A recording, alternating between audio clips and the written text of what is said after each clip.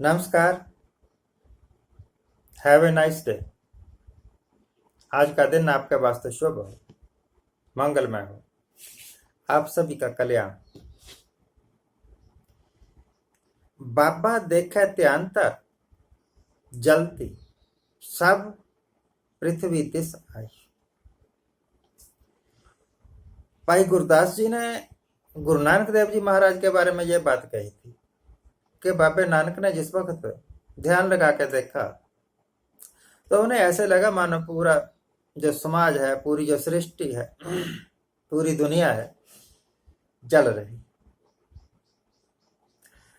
काम क्रोध लोभ मोह अहंकार की, तृष्णा की, द्वैत की अग्नि में जल रही, नफरत की अग्नि में जल रही, धर्म अंधता की अग्नि में जल रही, कट्टरता की अग्नि में जल रही। गुरु नानक ने देखा, भाई गुरदास जी ने कहा, हर एक इंसान को बड़े ध्यान से देखना चाहिए। बाबा देखा त्यांतर, पूरे ध्यान से देखना चाहिए। हर एक इंसान को देखना चाहिए। वो जो सोचता है, वो जो अपने दिमाग को न्यूट्रल रख के सोचता है, बाइस्ड होके नहीं, हर एक को सोचना चाहिए, हर एक को देखना चाहिए।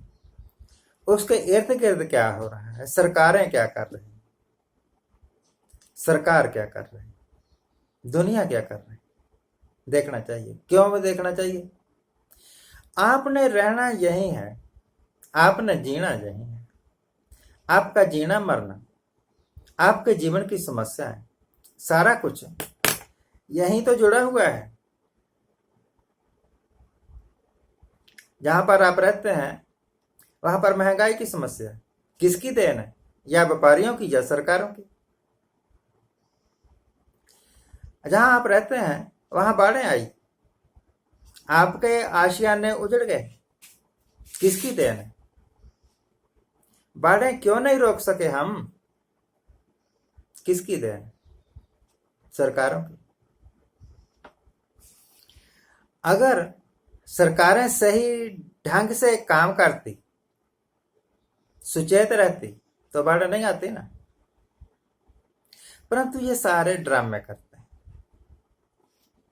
जैसे कोरोना के नाम पर ड्रामे किए, ताली बजाओ, क्या हो जाएगा ताली बजाने से? लो मैं बजा देता हूं, कुछ प्रकट थोड़ा हो गया है?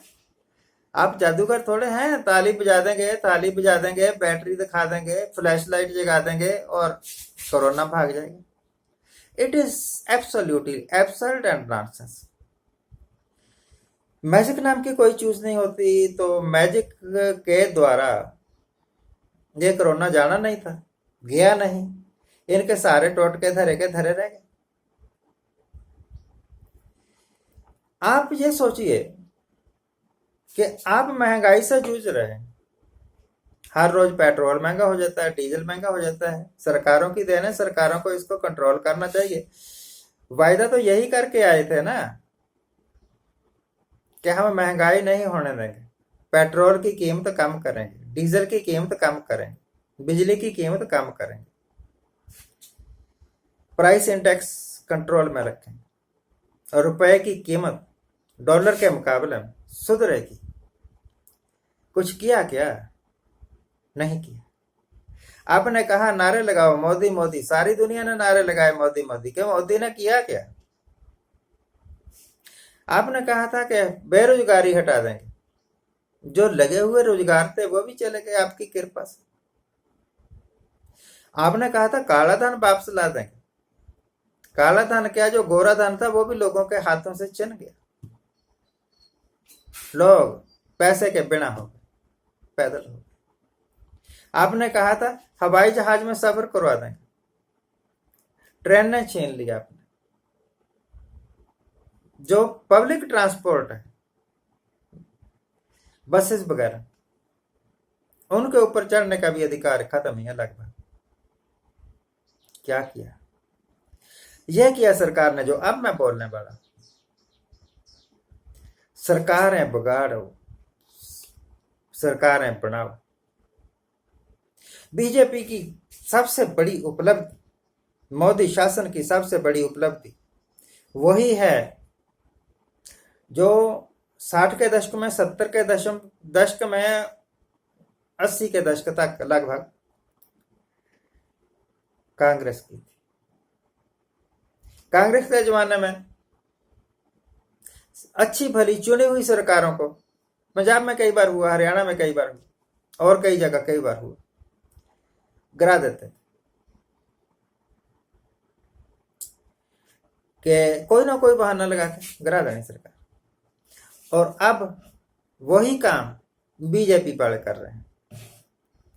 पहले अगर मुझे ठीक याद है तो आर्टिकल 256 का प्रयोग करके सरकार गिराई जाती थी। मोरारजी देसाई आया तो उसने ना एक अमेंडमेंट की कि अब कोई भी सरकार आर्टिकल 256 का प्रयोग, आई एम सॉरी, शायद मुझे लगता है कि मैं सही ही बोल रहा हूँ, आर्टिकल, इससे कोई फर्क नहीं पड़ता कि आर्टिकल का नंबर क्या था।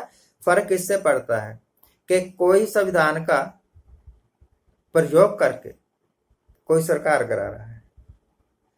अब वो तो आर्टिकल प्रयोग करके सरकार नहीं गिराई जा सकती, तो कैसे गिराएं?